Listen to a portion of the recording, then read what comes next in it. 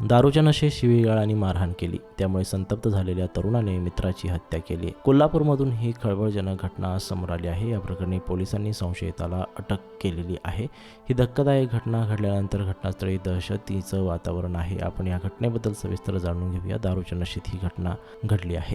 दारूच्या नशेत झालेली शिवीगाळ आणि मारहाणीमुळे संतप्त झालेल्या संशयिताने मित्राचा गळा आवळून अमानुषपणे खून केला. ही घटना राजारामपुरी येथे 7व्या गल्लीत घडली. ही घटना रविवारी पहाटे घडली.